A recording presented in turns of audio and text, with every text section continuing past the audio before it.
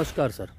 अपना चैनल की टीम पहुंची है आज दड़बी गांव में, जहां पे flower of man Ram ji Kamboj जो कि हर वर्ष फूलों का वितरण करते हैं और बहुत ही अच्छे अच्छे फूल वो अपने इस यहाँ पे दड़बी गांव में उगाते हैं, और उनकी पूरी कहानी क्या है ये भी हम आज उनसे जानेंगे।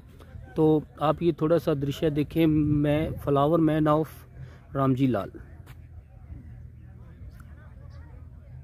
लाल जी के आज खेतों में पहुंचे हैं। यहाँ पर जो मुख्य अतिथि हैं वो आए हैं आज के कार्यक्रम के मुख्य अतिथि महेंद्र खेड़ा, जो कि पर्यावरण मित्र हैं, उनसे भी हम बातचीत करेंगे। ये उनका चित्र है।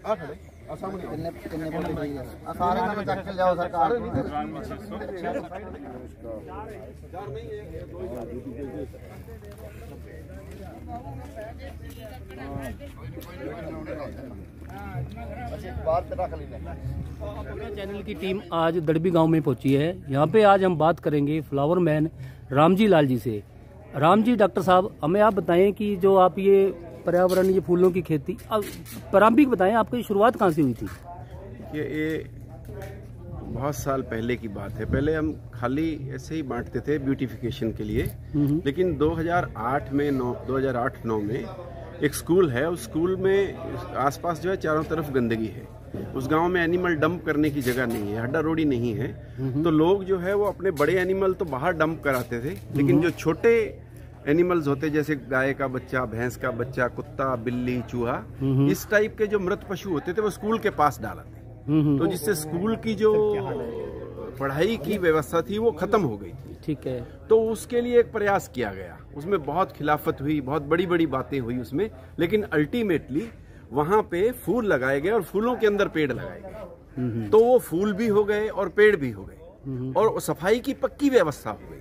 तो फिर उसे समझ के फिर मैंने समझा कि जीवन का यही मतलब होना चाहिए। हम इतना कुछ कर पाए अगर जीवन में, तो और फिर कोई मतलब नहीं रहना चाहिए। तो यही काम उसके बाद मैं कर रहा हूँ। तो कोई आपको इस दौरान किसी दिक्कत का सामना करना पड़ा तो आपने कैसे किया? देखिए, जब ये चल रहा था, जो प्रारंभिक जो चल रहा था, तो उसमें ऐसा भी बना कि सामाजिक बहिष्कार करने का प्रयास किया गया।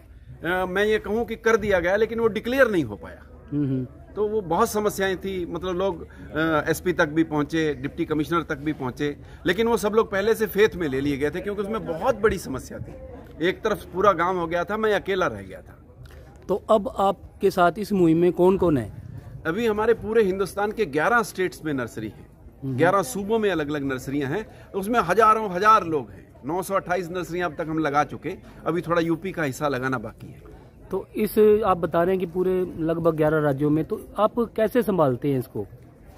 11 प्रकृति माँ ही देखती है जी, कोई आदमी इसको देख नहीं सकता। इसको कोई आदमी, मतलब मेरी तो हैसियत ही क्या है, कोई नहीं कर सकता इसको। ये बहुत बड़ा काम है, प्रकृति माँ खुद कर रही है।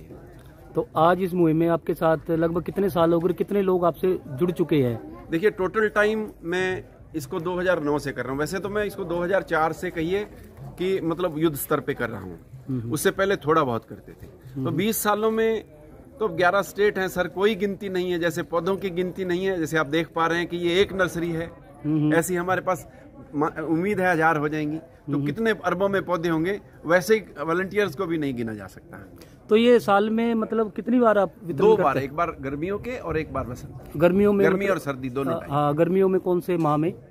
गर्मियों में हम जनवरी फरवरी, मतलब जैसे है उनको तैयार कर लेते हैं जहाँ नर्सरियां हैं। लेकिन गर्मी का, क्योंकि हमारे यहाँ अभी बीज नहीं बन पा रहा है, तो हम लोग बहुत बड़े स्तर पे गर्मियों का नहीं कर पा रहे हैं। बीज हमारा मोल का रहता है, तो उसको बीजते हैं हम मेन लोगों के यहाँ, जो हमारी नर्सरी वाले हैं उनके लिए, ताकि जुड़ाव बना रहे, लगाते हैं कुछ नर्सरियां, लेकिन इतना नहीं। हाँ, तो आज काफी संख्या में आए हैं लोग जी। आप क्या संदेश देना चाहेंगे पूरे हिंदुस्तान को?